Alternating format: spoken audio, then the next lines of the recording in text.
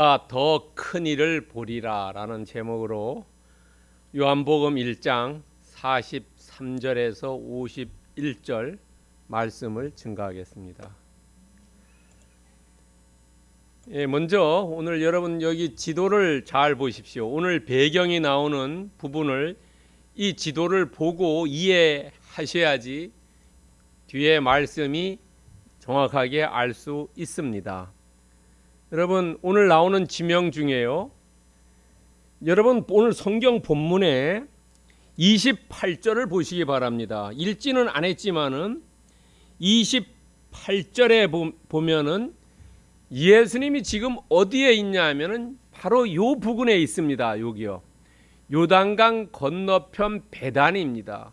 베다니가 이 예루살렘 가까이에서도 베다니 있습니다. 예수님이 나귀 타고 입성할 때 그때 묵었던 장소가 바로 베다니입니다. 그래서 저도 이 본문을 보면서 예수님이 이 베다니 이쪽에 있었는지 아니면 어디 있었는지 찾다 보니까, 문건을 쭉 찾다 보니까 요단강 건너편 베다니 바로 이곳입니다. 그러니까 우리가 그 28절에도 요단강 건너편 베다니입니다. 그러니까 이쪽이 이게 아래 요단강이고요, 이 갈릴리 호수 위가 위 요단강입니다. 상 요단강, 하 요단강이라 하는데요. 그러니까 요단강 건너편 베다니, 아마 베다니가 여기에 있으니까 요쪽 여기 베다니죠. 요 건너편에 베다니 있는 요 곳에 지금 예수님이 있습니다. 그리고 이곳에 있다가 갈릴리는 어디냐면 여기에 있습니다. 요런 색깔 들어 있는데요. 갈릴리가 여기 있고 여기에 나사렛에서 선한 것이 날 수 있느냐라고 나다니엘이 얘기한 그 나사렛이 여기입니다. 그런데 그 말을 한 나다니엘의 고향은 어디냐면 여기 가나입니다. 가나하고 나사렛하고는 거의 붙어 있는 동네입니다. 그리고 베드로, 안드레, 나다니엘이 고향이 어디냐면은 그 벳세다입니다. 여기 벳세다는 요단강 동편에 있는 지역입니다. 여기 요단강 동편에 있고, 예수님과 이 제자들이 주로 활동하던 데가 어디냐면 요단강 서편, 여기 가버나움입니다. 가버나움, 여기 가버나움이라 있죠. 가버나움입니다. 그러니까 요단강을 중심으로 해서 갈릴리 북쪽에 오른쪽은 벳세다, 왼쪽은 가버나움, 그리고 가나와 나사렛, 이 모든 지역이 다 갈릴리에 속해 있는 지역이고, 예수님은 요단강 건너편 베다니에 계셨다는 겁니다. 이것을 알고 오늘 말씀을 봐야 합니다. 오늘 본문에 첫 번째 나오는 단어가 35절에 보면 이튿날입니다. 이튿날. 근데 성경에 그 요한복음 보면 특별히 이튿날이 3번 나옵니다. 그래서 오늘 마지막 이튿날, 이 이튿날을 이제 다 지나고 이 갈릴리로 가시려고 할 때에 그때 바로 누구를 만나냐면은 빌립을 만납니다. 43절에서 45절에 주로 빌립의 얘기가 나옵니다. 이 빌립은 히브리 이름이 아닙니다. 보통 요즘 우리나라에도 보면은 순 한글 이름을 쓰는 사람들 있지요. 뭐 담비, 이슬, 지혜, 뭐 이런 것들은 순수한 한글 말이죠. 한글 말을 쓰는 사람들이 있습니다. 그 이름을 타는 사람이 있었는데 이 빌립은 순수한 헬라 말입니다. 그러니까 이 유대인이면서 히브리 그 단어를 쓰지 않고 그 당시에 헬라 문화에 익숙해서 헬라식 이름을 썼습니다.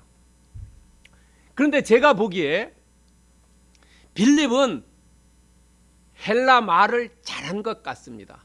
그래서 헬라 이름을 달아준 게 아니냐는 생각이 듭니다. 나중에 여러분 나옵니다마는 이 아마 요한복음 12장이라고 생각됩니다. 12장에 보면은 명절 때 헬라에서 온 사람들이 예수님을 만나려고 그랬어요.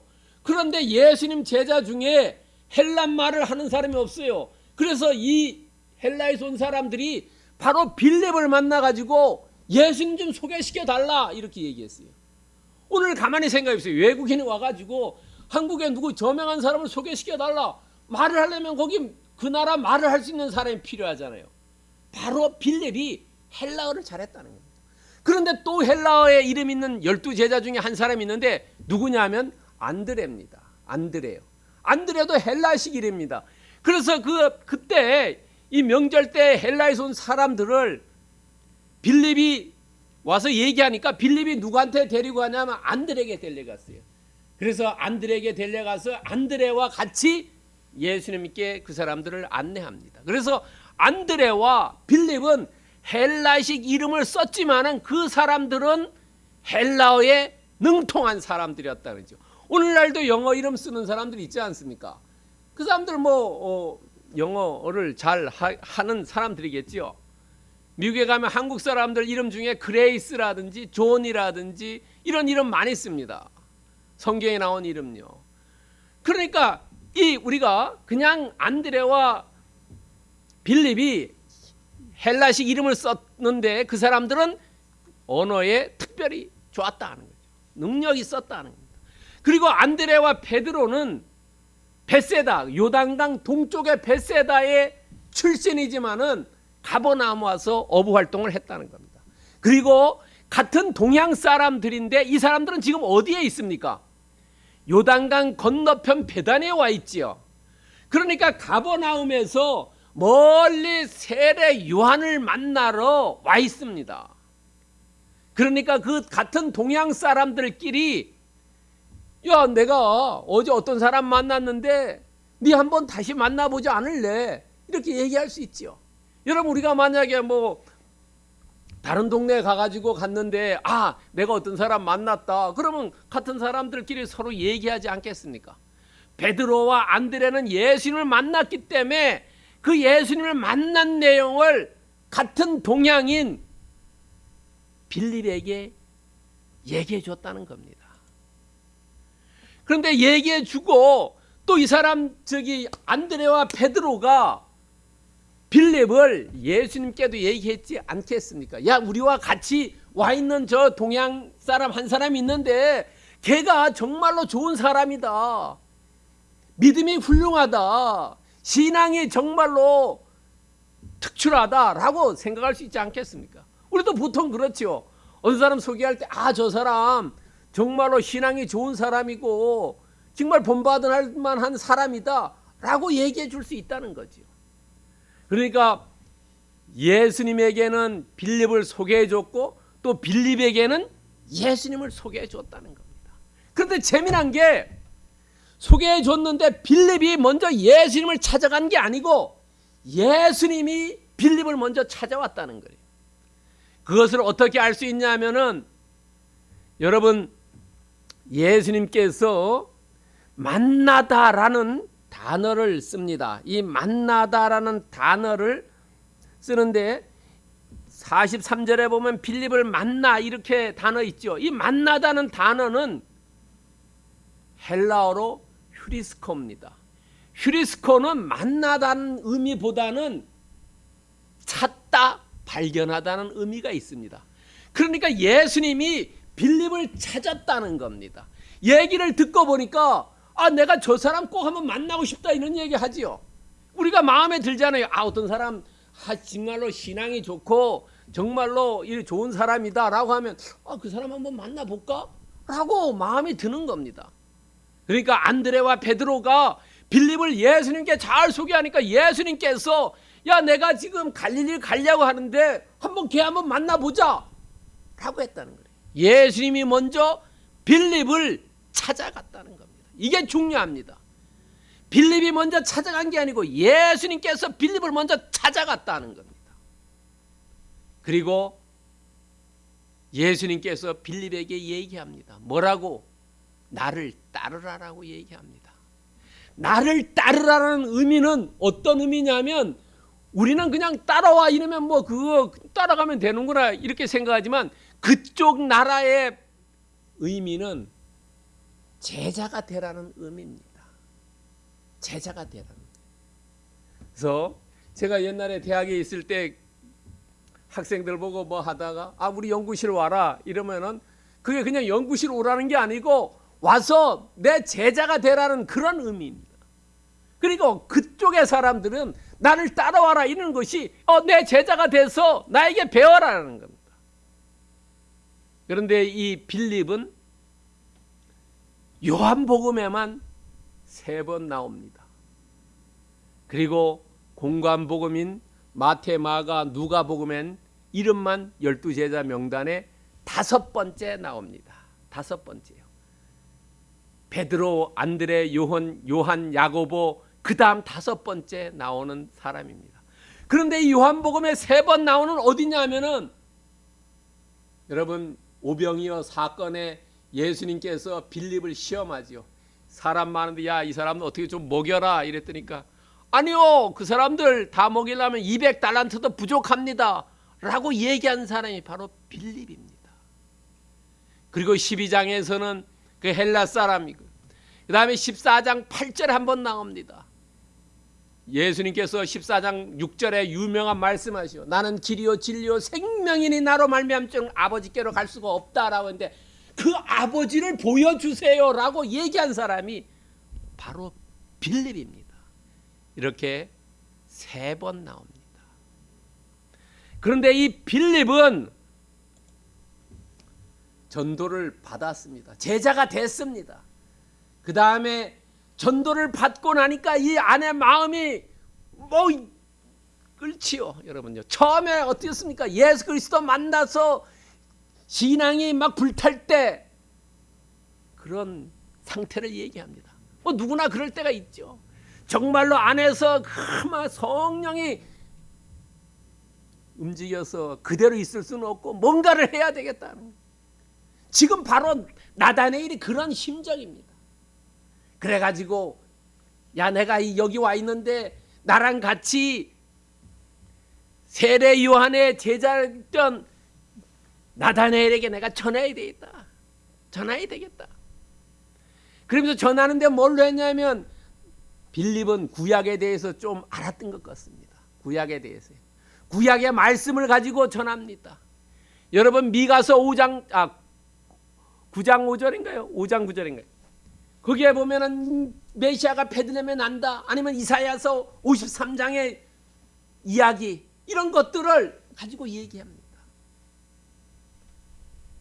그런데 그 얘기를 듣고 나다네일이 얘기하죠. 나사렛에서 뭔 선한 것이 일어났냐 이렇게 얘기하죠. 왜냐하면 나다네일은 가나 출신입니다. 그 앞에 지도에 보시면 벳사다 아니잖아요. 가나하고 나사렛하고는 가까운 동네에 있죠. 그러니 그럴 때 그 얘기를 듣고 빌립이 야 나다네일이 이게 보통이 아니구나. 내가 얘랑 논쟁해서는 안 되겠구나. 그냥 예수님께만 인도해야 되겠다 라고 생각해서 예수님이 안드레와 베드로에게 얘기한 그 얘기를 합니다. 와서 봐라. 와서 봐라. 논쟁할 필요가 없다는 겁니다. 믿지 않는 무신자들과 아니면 비신자들 이런 사람들과 같이 논쟁해 봐야 휘말린다는 겁니다. 그냥 와서 봐라라고 해요.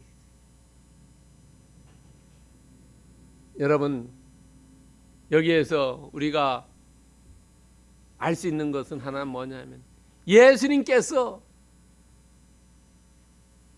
특별한 통찰력이 있었다는 거죠. 아무리 소개를 많이 해줘도 좋은 사람을 픽업해야 되는데 좋은 사람을 픽업하지 못하면 망하는 거죠.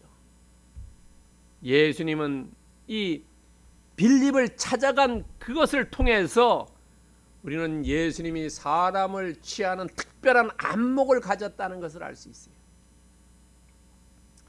왜냐하면 예수님께서 빌립을 통해서 나다네일을 전도했죠. 그리고 어느 정도 구약에 대해서 지식도 있는 사람이에요. 탁월한 안목이 있어요.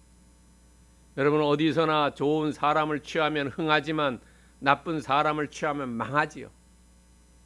인사 만사가 되어 있는데 인사 망사가 될 수도 있다는 겁니다.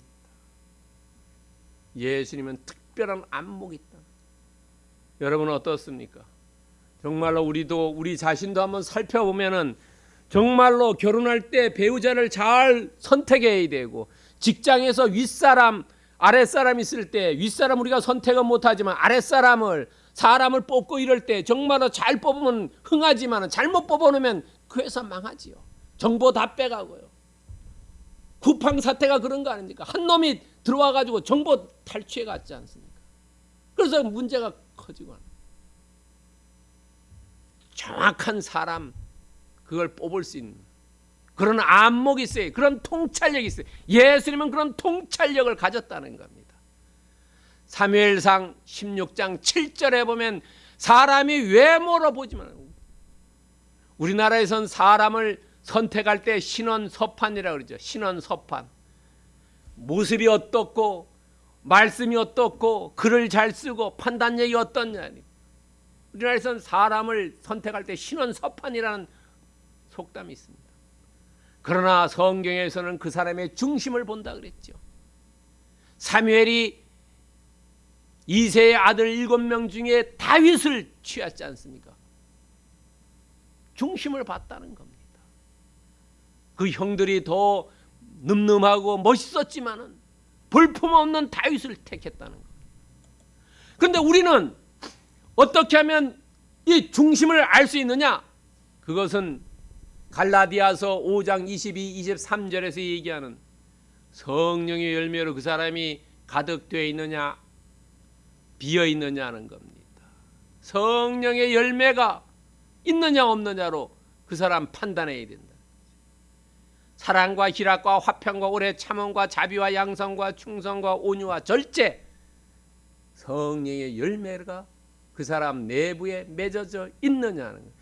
그 내부에 맺어져 있느냐 안 있느냐를 알 수 있는 것은 그 사람이 말로만 하느냐 아니면 행함과 진실함이 있느냐에 달려 있다는 겁니다.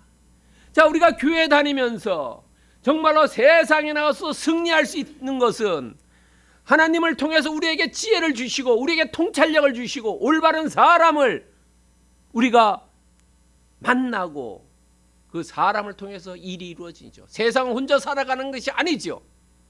어느 집단 어느 곳에도 올바른 사람과 일할 때 그 성과가 나고 올바른 사람을 만났을 때 번창하고 성공하는 겁니다. 우리에게도 예수님처럼 빌립을 선택한 그런 눈을 달라고 우리도 기도하고, 우리도 여기에 나와 있는 성경의 말씀대로 사람을 취하면은 아마 해가 되지 않고 이익되고 유익한 그런 인재를 발굴할 수 있을 것을 믿으시기 바랍니다. 두 번째는 오늘 나온 나다네일입니다.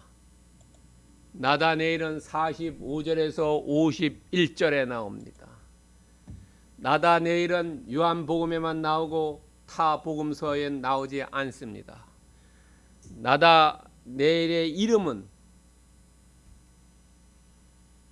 잘못하면은 우리가 타 복음서에 나온 바돌로메와 헷갈릴 수가 있습니다. 어떤 사람은 나다네일과 바돌로메가 같은 이름이다라고 이야기합니다. 동일 인물이다. 그런데 어떤 분은 동일 인물이 아니다라고도 이야기합니다. 둘 다 타당성이 있습니다. 왜냐하면 예수님 주변에 12제자가만 있는 게 아니라 70명의 문도도 있었습니다. 그렇기 때문에 그 중에 한 사람이 아니냐라는 얘기도 있고 같은 이름이다 라고도 얘기하는 사람이 있습니다. 어떤지 알 수가 없습니다. 그러나 이 나다네일은 왜 빌립이 나다네일을 예수님께 소개했냐면 세례 요한의 제자였다는 거죠. 나다네엘은 어디 출신입니까? 가나 출신입니다. 갈릴리 가나에서, 가버나움에서 지금 이 요단강 건너편 베다니까지 와 있는 겁니다. 여러분 생각해 보세요. 서울에 집회가 있어가지고 제주도에서 비행기 타고 가가지고 며칠간 집회할 때 그 같이 있던 사람들 중에 친하게 지나가지고 거기 강사분을 내가 안다. 그러면 이 사람을 소개시켜 줬다는 거죠. 그렇게 있을 수 있지 않습니까? 그런 경험도 있지 않습니까? 바로 나다네일과 빌립은 그런 관계였다는 겁니다.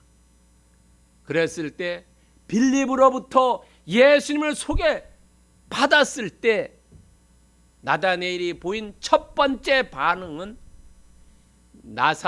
나사렛에서 무슨 선한 것이 날 수 있느냐 하는 겁니다. 자, 여기에는 여러 가지 의미가 있습니다. 첫 번째, 나사렛은 유명한 지역이 아니다 하는 겁니다. 여러분 오늘날도 그러죠. 저 시골 촌이라 그러죠. 시골 촌띠기라 그래요. 촌놈이 와서 뭘 하겠냐. 그렇게 여기 나사렛은 시골이었다. 그 다음에 구약에서 한 번도 언급되지 않았다는 겁니다. 어느 정도 도시고 이랬으면 구약에서 언급이 있었을 텐데 언급되지 않았다. 그 다음에 아까 지도에 보면 어떻습니까? 가나하고 나사렛하고는 거의 붙어 있지요. 그러니까 나다네엘은 마음속에 시기심이 있었을 겁니다. 야, 우리 동네에서 났으면 모르는데 저기서 난다는 그 있을 수가 있냐, 그런 동네.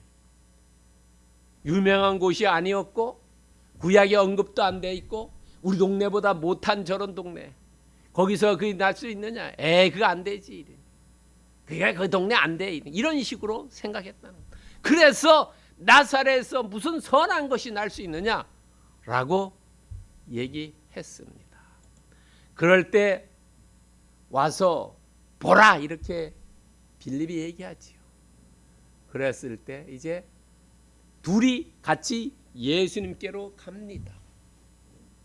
같이 보자 그러면은 한 만나보자 어떤 분인지.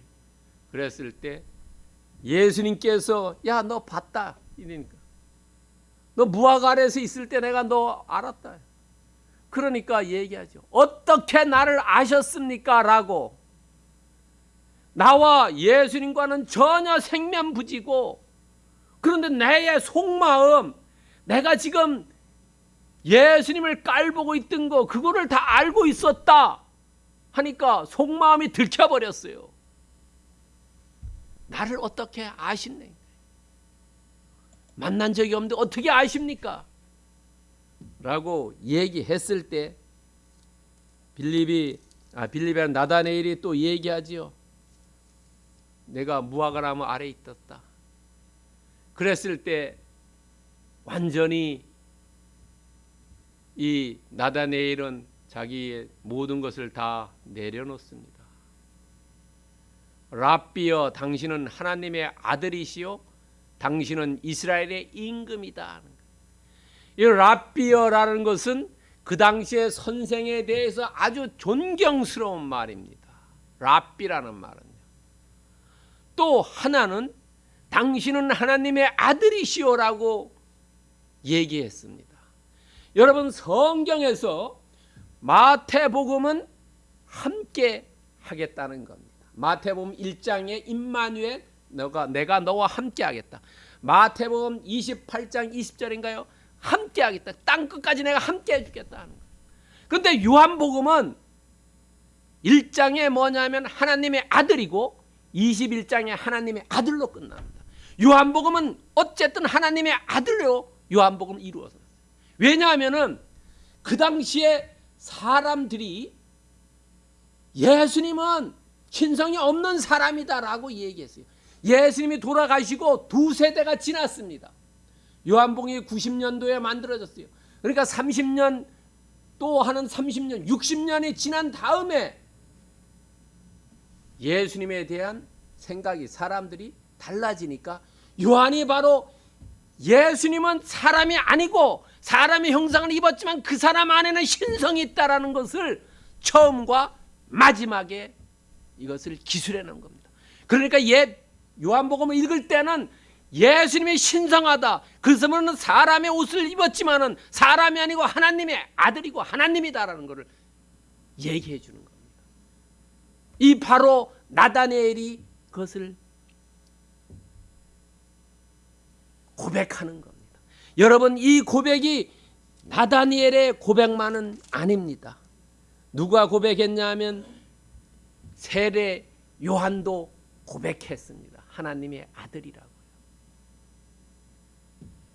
그리고 당신은 이스라엘의 임금이다. 야, 우리 지금 이렇게 로마의 억압을 받고 있는데 모세 같은 당신이 왕이 돼서 우리를 이끌어 달라는, 통일이 아니라 회복시켜 달라. 우리의 원래의 나라로 돌아가게 해달라. 임금이라는 이런 고백을 했습니다. 그 당시에는 아직 예수님이 영적인 왕이 아니고 육적인 왕으로서 나다니엘이 봤다는 겁니다. 여러분, 이때 예수님을 통해서 알 수 있는 것은 예수님은 이 나다니엘의 믿음을 확증해 줬어요.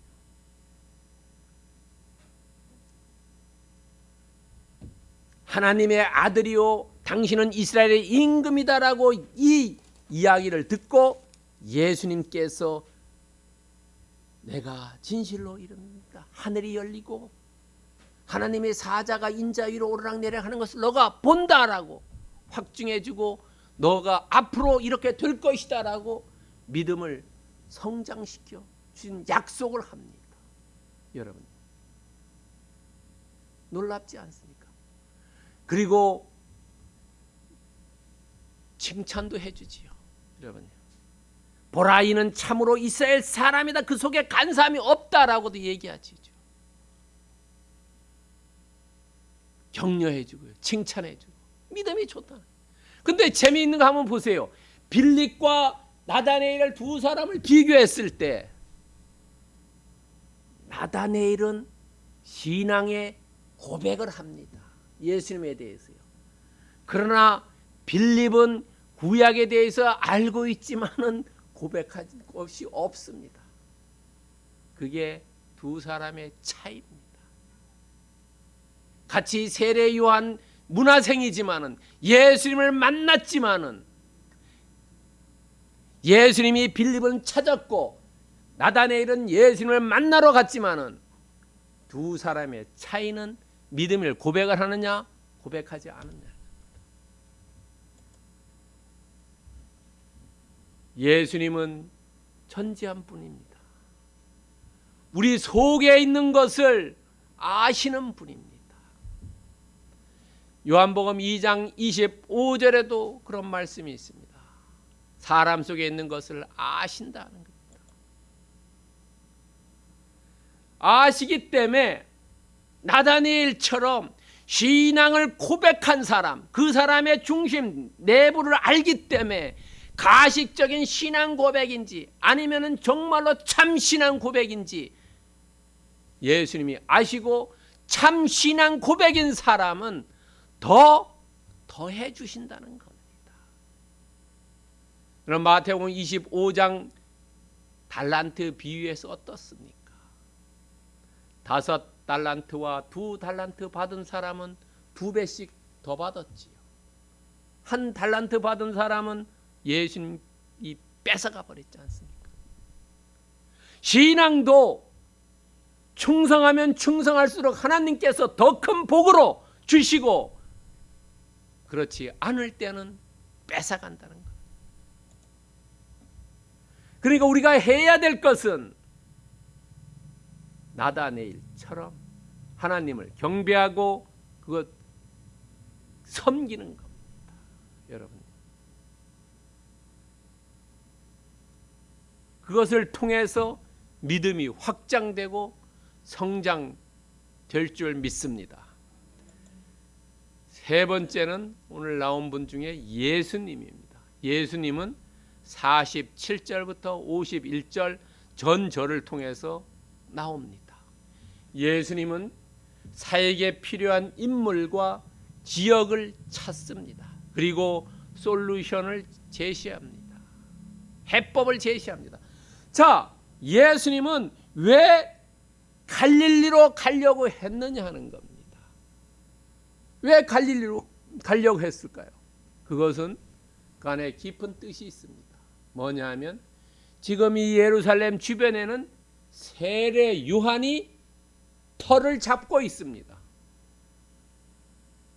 그러니까 본인이 여기 이 장소에서 있으면은 안 되겠다는 겁니다. 그래서 갈릴리 지역으로 가는 겁니다. 여러분요. 그리고 빌립과 나다네일을 여기서 제자로 받아들입니다. 나다네일이 물었을 때 그 물음에 대해서 다 해결해 줍니다. 첫 번째, 나다네일이 갈릴리에서 나사렛에서 선한 것이 날 수가 없다고 얘기했을 때, 야, 책망하지 않고, 야, 너는 참 이스라엘 사람이다. 그 속에 간사함이 없다, 이렇게 얘기합니다. 이 간사함이라는 것은 헬라어로 돌로스입니다. 돌로스는 영어로 디시드입니다. 이것은 창세기 25장 35절에 나오는 것을 아마 배경으로 하고 있습니다. 여러분, 창세기 27장 35절에 보면은 야곱이 이삭을 속여가지고 축복받았을 때 야곱이 에서에게 얘기합니다. 야곱을 간교하다고 이삭이 얘기합니다. 그때 쓴 단어가 70인역으로 번역했을 때 돌로스를 썼습니다. 창세기 27장 35절엔 간산이란 단어를 쓰지 않고 속였다라고 얘기합니다. 야곱이 아버지를 속였다는 겁니다.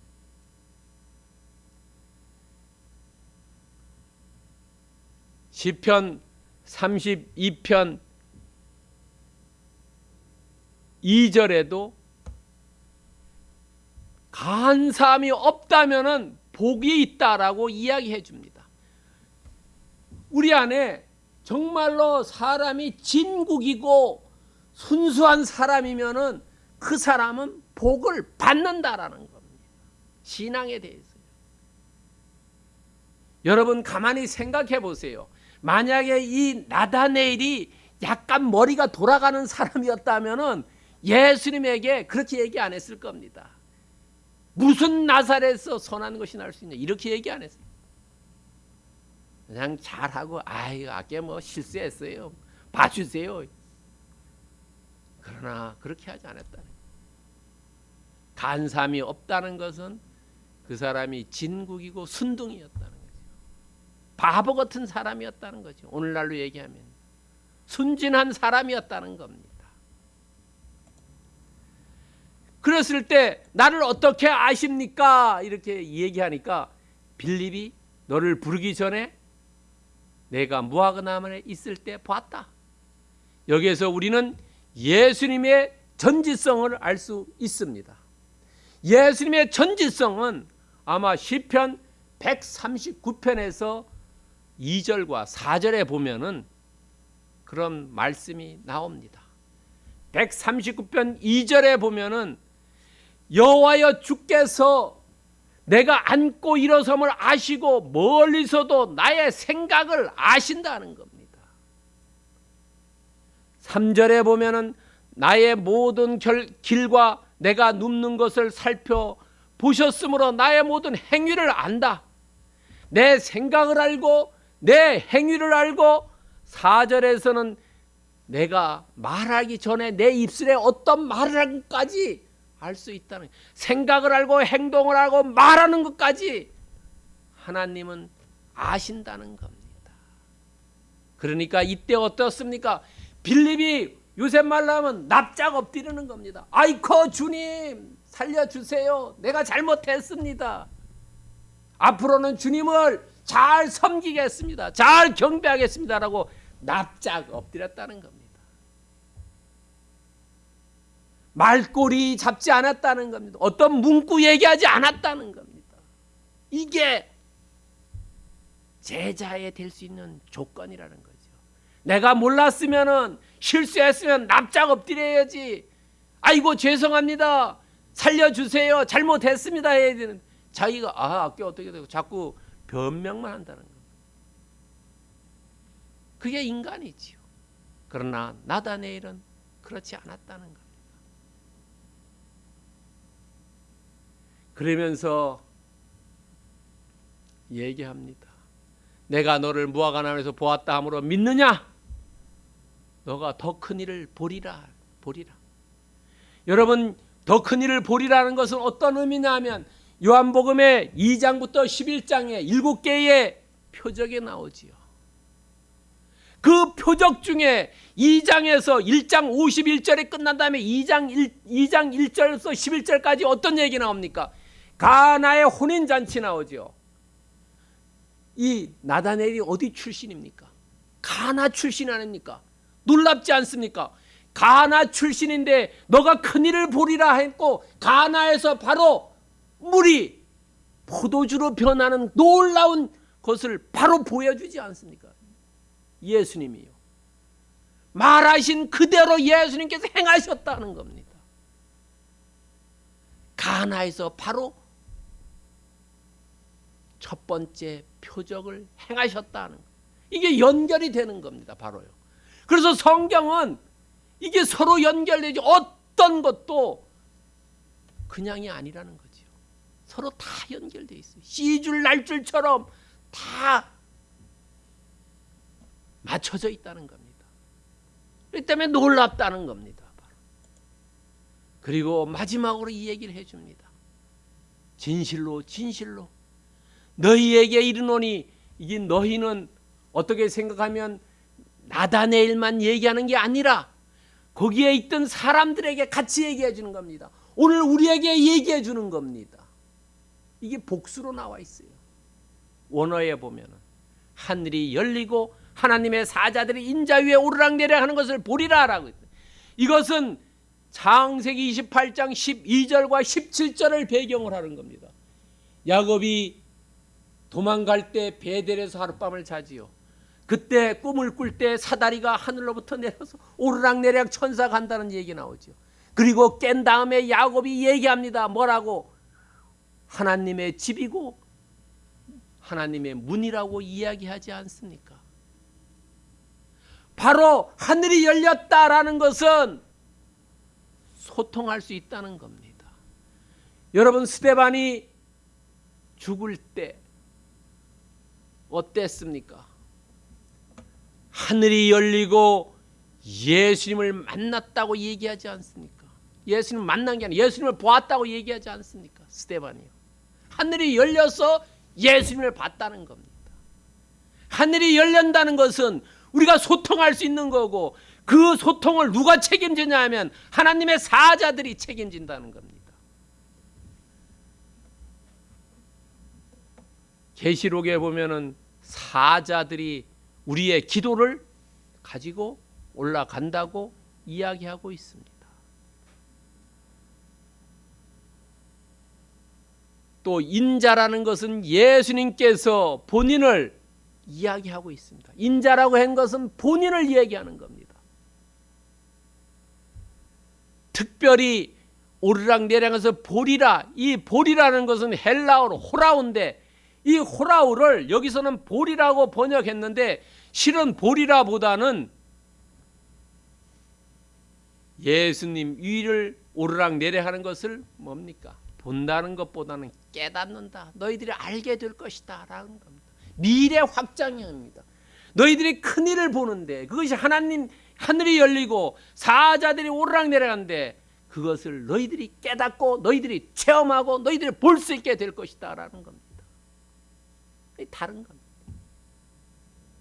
여기서 이 하늘이 열린다는 것은 우리가 기도를 통해서도 있지만은 또 하나는 예수님이 재림할 때 하늘이 열리고 구름 타고 오신다는 것을 의미합니다.